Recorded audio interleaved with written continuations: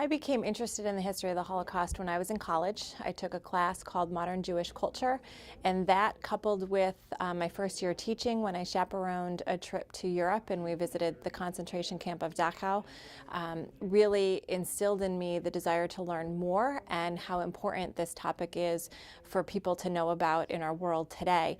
And so when I moved to Naples and was provided the opportunity to work here at the Holocaust Museum as the education director, I took that opportunity and have continued to learn over the last 10 years the ins and outs of this piece of history and how much there is to know, and to be able to relate that to our visitors. Yes, I certainly have. We have about 15 or so survivors in our local community that are very involved with the museum.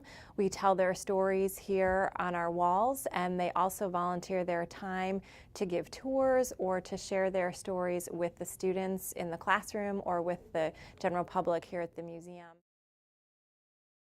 One particularly poignant story is of a woman named Sabine. She is originally from the Netherlands, and she was just a young child when the war came to her country, approximately 4 to 7 years old during that time. And as Jews, they were threatened by the Nazi regime, and her family went into hiding.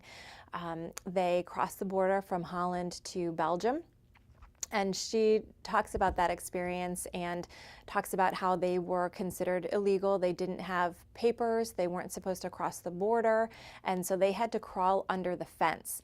And in retelling that story, at one particular school, a little boy leaned over to his teacher and said, "That's how my family came here." And so that was an amazing way for this young boy to connect with the story of a Holocaust survivor in an experience that most of us will never have, but he could connect with her on that level.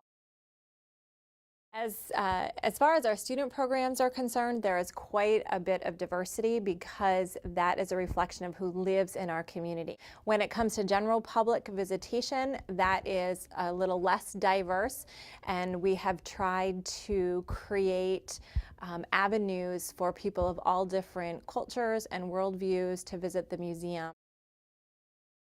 So what we have tried to instill in people is not the fact that they should know the facts of the history or they should be aware of what happened in the concentration camps, but really how they should understand how this piece of history connects to us today.